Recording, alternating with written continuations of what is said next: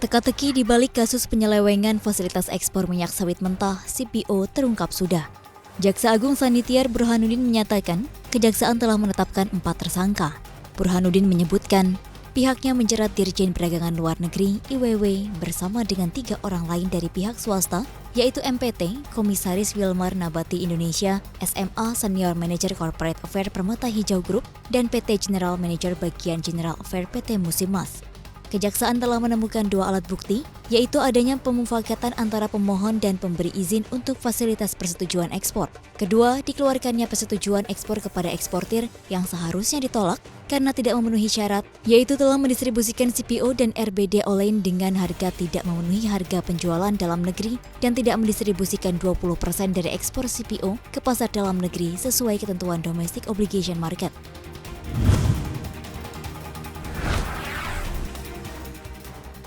Bank Indonesia masih belum mengutak-atik tingkat suku bunga acuan. Hasil rapat Dewan Gubernur edisi April 2022 memutuskan untuk menahan suku bunga acuan pada level 3,5%.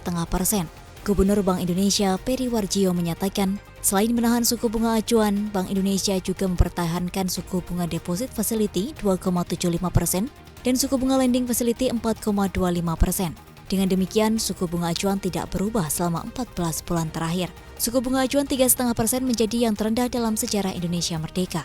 Peri Warjio menyebutkan, keputusan ini sejalan dengan perlunya menjaga stabilitas nilai tukar dan sistem keuangan di tengah inflasi yang rendah dan upaya untuk mendukung pertumbuhan ekonomi.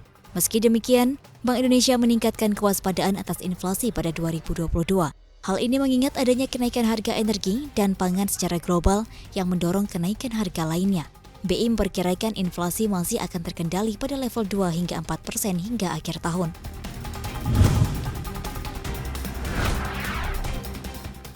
Harga daging masih terpantau menanjak pada pekan ketiga Ramadan 2022. Di Jakarta, harga daging bahkan melambung ke level Rp170.000. Mengutip Pusat Informasi Harga Pangan Strategis, harga rata-rata nasional pada Selasa 19 April 2022 pada daging sapi kualitas 1 naik Rp300 menjadi Rp134.600 per kilogram, sementara daging sapi kualitas 2 berada di Rp124.950 per kilogram. Harga tertinggi daging sapi kualitas 1 ada di Provinsi Kepulauan Bangka Belitung mencapai Rp152.500 per kilogram. Sedangkan yang terendah di Jawa Timur yang Rp122.750 per kilogram. Bukan hanya harga daging, harga kebutuhan barang pokok lainnya juga mengalami kenaikan. Di antaranya seperti harga minyak goreng yang naik Rp100 menjadi Rp25.900 per kilogram. Harga telur ayam ras segar juga naik Rp50 menjadi Rp25.800 per kilogram. Sementara harga cabai terpantau turun, jenis cabai merah keriting turun Rp50 menjadi Rp44.200 per kilogram, jenis cabai rawit hijau turun Rp450 menjadi Rp43.850.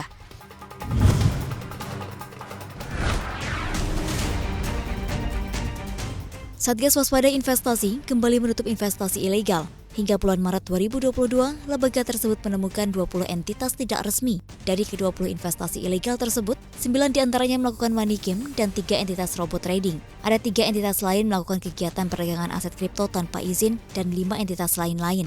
Di saat bersamaan, SWI juga menemukan 105 pinjaman online ilegal pada Maret 2022. SWI menyebutkan, sejak 2018 hingga Maret 2022, pihaknya telah menutup 3.889 pinjol ilegal. Satgas Waspada Investasi juga mendorong peran serta masyarakat untuk aktif memberantas investasi ilegal. Pasalnya total kerugian masyarakat akibat investasi ilegal mencapai Rp117,5 triliun sepanjang 2011 hingga 2022. Ketua Satgas Waspada Investasi Tongam L. Tobing mengatakan, saat ini keterlibatan masyarakat cenderung baru akan melaporkan keberadaan investasi ilegal kepada pemerintah ketika sudah menjadi korban. Oleh karenanya, pemerintah memerlukan laporan aktif masyarakat pada investasi yang menjanjikan imbal hasil tak wajar.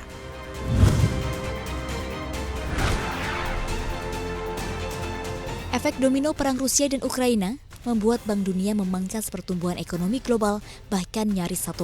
Dari semula diperkirakan tumbuh 4,1%, direvisi menjadi 3,2%. Bukan hanya karena perang, Presiden Bank Dunia David Malpass menyatakan, efek pandemi COVID-19 yang berkepanjangan juga membuat geliat ekonomi menjadi kurang optimal. Di kesempatan yang sama, dia juga mengatakan tingkat kemiskinan global akan naik. Pasalnya dunia menghadapi kenaikan mendadak harga energi, pupuk, dan makanan. Di sisi lain, kenaikan suku bunga diperkirakan akan memperlambat pertumbuhan dan memperburuk ketidaksetaraan. Untuk membantu mengurangi krisis, Bank Dunia menetapkan target pembiayaan baru sebesar 170 miliar dolar Amerika untuk 15 bulan ke depan. Sementara itu, Bank Indonesia juga merevisi target pertumbuhan ekonomi global dari semula 4,4% menjadi 3,5%.